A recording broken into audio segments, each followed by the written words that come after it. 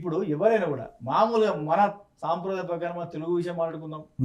ఈ ఎంత కాదనుకున్నా ఒక అమ్మాయి తన భర్తకు ఇంకొక అమ్మాయిని తీసుకొచ్చేంత దరిద్రం ఉంటుంది. అంత దరిద్రం అయితే ఎవరు లేరు. నా భార్యతో నా భర్తతో సుఖంగా ఉండాలి, నా పిల్లలు నాకే సొంతం నాకే కొట్లాడుతారు. కానీ భర్త ఎంత దుర్మార్గుడైనా మార్చుకునే ప్రయత్నం చేసుకుంటది. కానీ ఏమున్నా ఎవరితో పోతున్నా కూడా భార్య ఇంకొక భర్త ఇంకో భార్య ఆమెతో ఉంటుంది, చదువుకుంటాడు, తట్టుకోలేరు.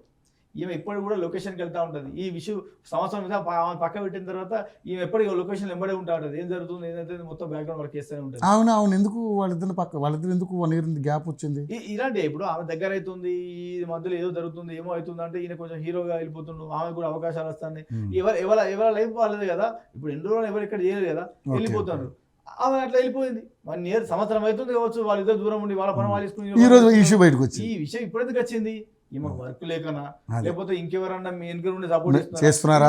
ఇప్పుడు నువ్వు ఆడికి వెళ్ళి పిటిషన్ ఇచ్చిన తర్వాతనే ఈయన వచ్చి నీకు నా లైఫ్ టైం నా సాంగులు ఇస్తుంది, బన్నీ నా లైఫ్ టైం నా సాంగులు ఇస్తుంది, గీతా ప్రతి సాంగ్ నీది అని చెప్పి ఇలాంటి ఇవన్నీ చూస్తుంటే నువ్వు ఫస్ట్ ఆ ఆఫీస్ లా ఏదైతే గీతా ఆఫీస్ లా వాళ్ళతో సైన్ చేసుకొని వాళ్ళతో అగ్రిమెంట్ చేసుకొని చీర పెట్టచ్చు కదా.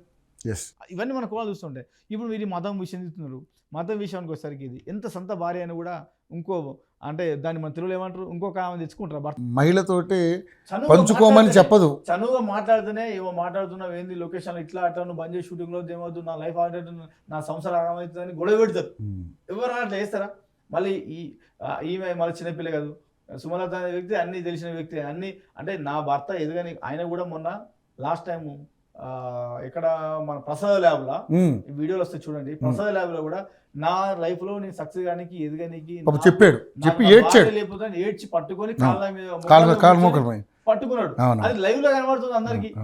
ఇవన్నీ సరే ఓకే, నిజంగానే అంటే లైవ్ లో కనబడుతుందంటే దాన్ని కూడా కొంతమంది వక్రీకరించే వాళ్ళు ఉంటారు. ఎలా ఏది మీడియా ముందు బిల్డప్ ఇచ్చాడు రా అన్న ఫీలింగ్ లో అట్లా కూడా మాట్లాడతారు కొంతమంది. ఏదైనా కోణం ఉండాలి కదా, ఇది నాకు అడ్డుగా ఉంది, దీని వల్ల నేను ఇంకోళ్ళని చేసుకోలేకపోతే ఉండొచ్చు కదా, అలా ఉండొచ్చు కదా. కానీ ఎక్కడైనా చాలా తప్పు వీళ్ళు మాట్లాడేది కూడా చాలా రాంగ్. అంటే వాళ్ళ భార్యను కూడా మెంటల్ గా క్రిమినల్ గా లాక్ చేస్తే ఆమె బయటగా ఏం చేయలేదు, ఫస్ట్ ఆమెను లాక్ చేయాలి అని తెలివిగా కావాల్సుకొని వాళ్ళు అనుకుంటారు. ఇప్పుడు ఇక మీరు లైవ్ లో చూడండి, ఇప్పుడు ఒక్కరి మీద దాడి జరిగింది కదా, ఇక మీద ఎంతమంది మీద ఇలాంటి కుట్రలు జరుగుతాయి, ఎంతమంది మీద జరుగుతాయి చూడండి. మీరు అందరూ ఎలా మాట్లాడుతూ చూడండి.